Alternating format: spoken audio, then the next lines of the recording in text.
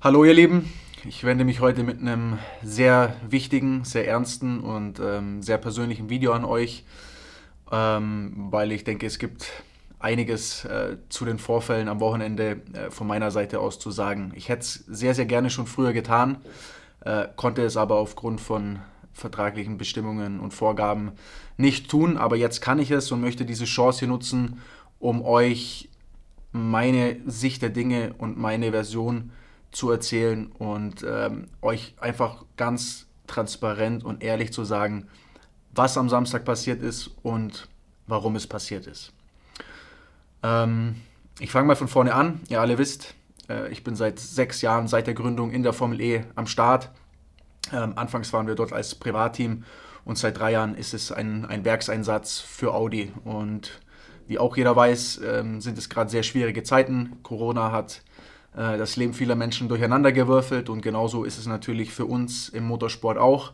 Die Formel E fährt keine Rennen und alles ist on hold, bis man wieder weiß, wie es weitergeht. Und um diese Zeit zu überbrücken, wurde von der Formel E eine Race at Home Challenge einberufen, also ein Simulatorrennen von zu Hause aus, von den Rennfahrern, um diese rennfreie Zeit mit Spaß für die Fans ja, zu überbrücken und weiterhin auch präsent zu sein und nicht in Vergessenheit zu geraten.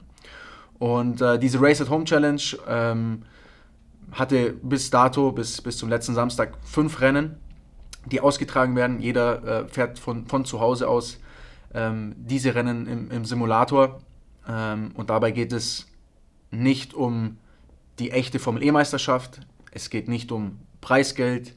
Es geht ehrlich gesagt nur darum, euch Fans zu entertainen und gleichzeitig Spenden für UNICEF zu sammeln, also für einen guten Zweck für Kinder.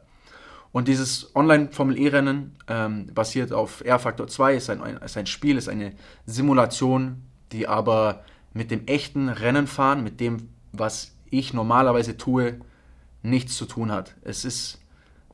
Man versucht natürlich, es realistisch zu machen, aber es ist definitiv sehr, sehr weit weg von allem, was ein echtes Formel-E-Auto bedeutet, wie es sich fährt, wie es sich anfühlt. Und auch die Rennen sind das. Und ich glaube, das ist gerade nach den ersten Rennen allen klar geworden, wenn man gesehen hat, was da auf der Strecke passiert ist. Es gab massenhaft Unfälle. Jeder ist gefahren, wie er möchte. Es gab Bugs, also Fehler im Spiel. Was ist jetzt los? Was war das denn jetzt? Was war das denn jetzt? Was geht hier ab? Was geht hier ab, Mann? Mich fährt einer komplett zusammen. Ich kann nichts machen, Mann. Ich kann nichts machen. Ich kann nichts machen, Mann. Ich kann nichts machen, Alter. Ehrlich gesagt, einfach auch, glaube ich, von außen betrachtet, war das nicht das, was ein echtes Formel-E-Rennen, was professionelles Racing ausmacht. Nichtsdestotrotz haben wir da mitgemacht, Wochenende für Wochenende, und haben für uns den Anspruch gehabt, euch, die Fans zu Hause, zu entertainen. Wir haben live gestreamt auf Twitch, haben euch mitgenommen und haben von Anfang an betont, dass es für uns und für mich in dieser Serie, in dieser Online-Serie, nicht um Ergebnisse geht. Es war mir persönlich von Anfang an überhaupt nicht wichtig, denn das war absolut nicht der Grund, warum ich das gemacht habe, sondern es war der Grund, um Leute zu entertainen. Und ich glaube, das wurde relativ schnell daran klar, dass es Fahrer gab, die das für sich persönlich ernst genommen haben und die, sag ich mal, selber auch einfach sehr viel Zeit in dieses Simulator-Thema investiert haben. Und es gab Fahrer, und da zähle ich auch dazu, die ihren Fokus auf den Stream gelegt haben. Warum sich jetzt da so einen Stress machen? Lieber irgendwie eine Gaudi hier haben, ist wahrscheinlich viel geiler.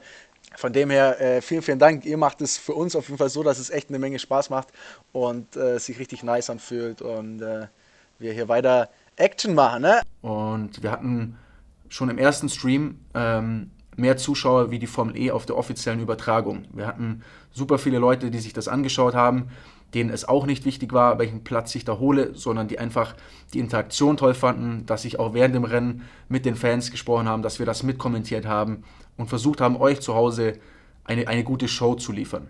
Ich habe auch von Anfang an immer versucht, die Formel E und das ganze Thema, also den Sport, den ich betreibe, über die sozialen Medien in denen ich einfach sehr aktiv bin, weil es mir persönlich Spaß macht, in denen wir eine große Fanbase und auch einfach eine große Reichweite aufgebaut haben mit 350.000 Abonnenten allein auf YouTube, habe ich immer schon das Ziel gehabt und den Wunsch gehabt, Motorsport und das, was ich tue, euch näher zu bringen und zu zeigen und diesem Sport auch somit zu dienen und das Ganze zu pushen. Das war mir immer schon ein Anliegen und das haben wir auch von Anfang an gemacht, indem wir die Formel E begleitet haben, Behind the Scenes, Einblicke, die, glaube ich, so vorher noch nicht gezeigt wurden, euch gegeben haben. Also ich glaube, das zeigt schon, dass mir das Thema immer sehr, sehr wichtig war.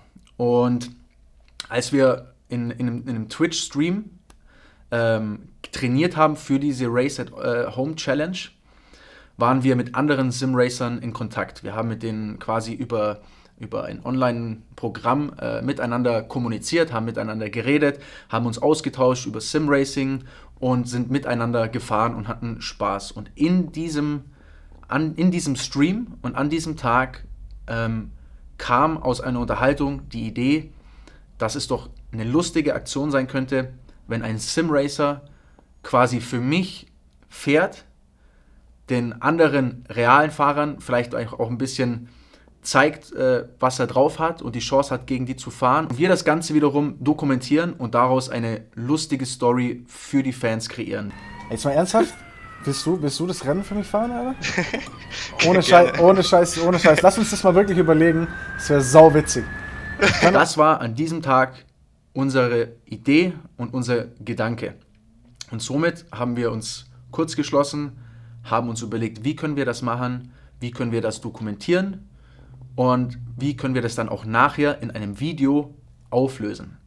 Es ist mir ganz, ganz wichtig auch zu sagen, es war niemals meine Intention, einen anderen Fahrer für mich fahren zu lassen, damit ich ein Ergebnis habe und danach das Thema verschwiegen wird und ich irgendwie besser dastehe, denn das tue ich nicht. Diese Punkte, dieses Ergebnis ist für mich persönlich irrelevant. Es hat keinerlei Auswirkungen, ich bekomme kein Geld, nichts desgleichen. Genauso wenig hat der Simracer von mir Geld bekommen. Es war einfach eine gemeinsame Idee, es war ein Gefühl von, das könnte etwas Cooles werden. Die Simracer selber hatten Lust darauf, fanden das spannend, sind die Idee mitgegangen, wir selber auch und somit nahm alles seinen Lauf. Und dann ist es eben so weit gekommen, dass wir natürlich im Stream selber am Samstag, als ich dieses Rennen gefahren bin, was ich natürlich nicht bin, dass wir da so tun wollten, als würde ich fahren, um es hinterher aufzulösen.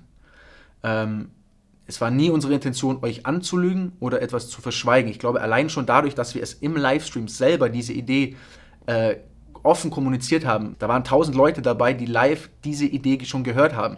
Ich denke, allein das zeigt schon, dass es nicht darum ging, etwas zu verschweigen, weil es für mich auch einfach nicht persönlich wichtig ist. Und als ich dann am Samstag dieses Rennen gefahren bin, haben natürlich die anderen Fahrer darauf reagiert und haben gemerkt, dass das nicht mit rechten Dingen zugeht.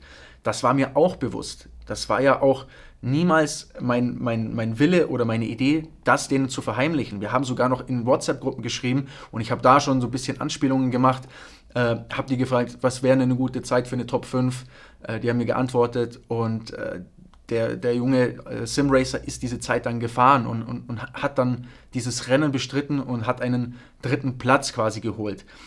Dass man IP-Adressen checken kann und der Junge aus Österreich kommt, auch das war mir bewusst. Auch das haben wir nicht verschleiert, indem wir einen VPN-Account gemacht haben und irgendwie versucht haben, das zu umgehen. Nein, das haben wir bewusst alles so gelassen, weil wir gar nicht die Intention hatten, dass das nicht rauskommt.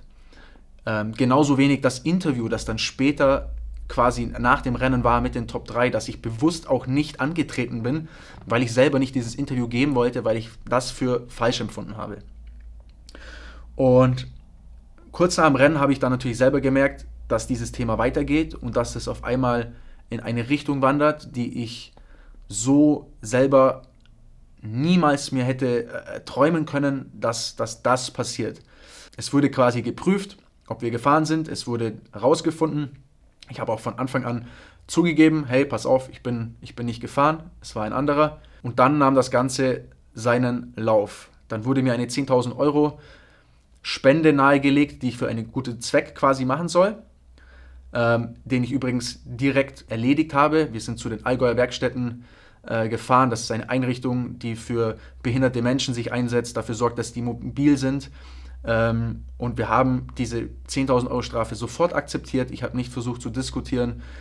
Ich habe gesagt, hey, das ist für einen guten Zweck, ich verstehe es, ich habe einen Fehler gemacht.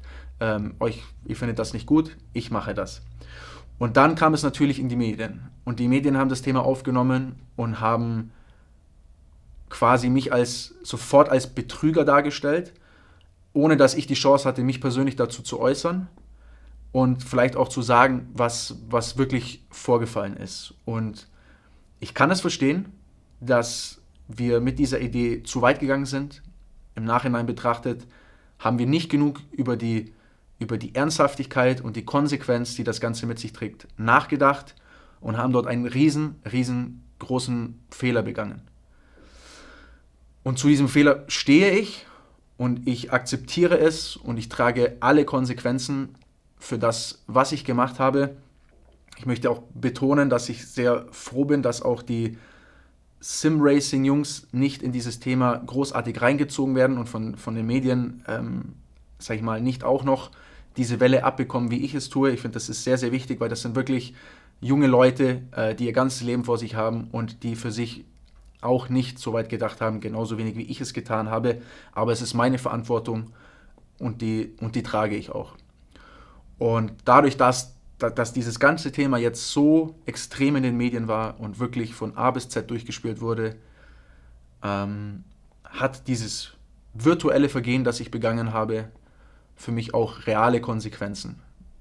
Denn ich wurde heute in einem Gespräch mit Audi darüber informiert, dass wir ab sofort getrennte Wege gehen werden, dass wir nicht mehr gemeinsam in der Formel E starten und die Zusammenarbeit beendet ist. Und es ist ein Schmerz, den ich in dieser Form noch nie in meinem Leben erfahren habe. Mir war es einfach extrem wichtig, jetzt, hier und heute die Chance zu nutzen und euch zu erzählen, wie es war und was da vorgefallen ist und gleichzeitig mich von ganzem Herzen bei meiner Familie, meinen Freunden, bei Audi, meinen Partnern, der Formel E, UNICEF und natürlich auch bei allen Fans, die mich über die Jahre unterstützt haben, zu entschuldigen. Ich habe einen riesen Fehler gemacht, ich stehe dazu und ich hoffe, ihr könnt mir verzeihen. Aber nichtsdestotrotz habe ich die letzten 6 Jahre eine geniale Zeit im Motorsport erlebt. Ich habe so viele tolle Menschen kennengelernt, ich habe so viel in der Formel E dazugelernt, als Mensch auch. Ich bin gereift, ich habe einfach wirklich den Motorsport, das, was ich da tue, von Herzen geliebt. Und die letzten 3 Jahre als Audi-Werksfahrer, das war für mich eine absolute Ehre auch, diese Marke zu präsentieren, das tun zu können. Und ich glaube, auch wenn das jetzt sich gerade nicht gut anfühlt, darf man auch nicht vergessen, dass wir gemeinsam zusammen den ersten Formel-E-Sieg für Audi, für einen deutschen Fahrer, für mich eingefahren haben, gemeinsam, gleich im ersten Jahr. Wir haben in Berlin einen Doppelsieg geholt, wir haben das perfekte Ergebnis an einem Wochenende geholt, als einziges Team, das jemals erreicht beim Heimrennen. Also ich glaube, wir hatten auch Momente, auf die man sehr, sehr stolz sein kann und die ich immer in meinem Herzen tragen werde und nie vergessen werde. Und dafür bin ich jedem bei Audi dankbar für die Unterstützung, für die tolle Zeit. Und ich glaube, abschließend bleibt nur zu sagen, man macht Fehler im Leben und ich fühle mich jetzt gerade so, wie wenn ich tiefer nicht fallen kann. Ich bin am Boden, aber ich werde wieder aufstehen, ich werde mich nicht unterkriegen lassen. Ich brauche jetzt mit Sicherheit mal eine Zeit für mich, um Dinge zu reflektieren, um über meine Zukunft nachzudenken. Aber ich glaube, dass es immer weitergeht und es gibt immer einen Weg und würde mich natürlich auch extrem freuen, wenn auch ihr meine Entschuldigung annimmt und mich vielleicht in Zukunft auf meinem Weg wieder unterstützt und wir uns dann bald wiedersehen. Danke.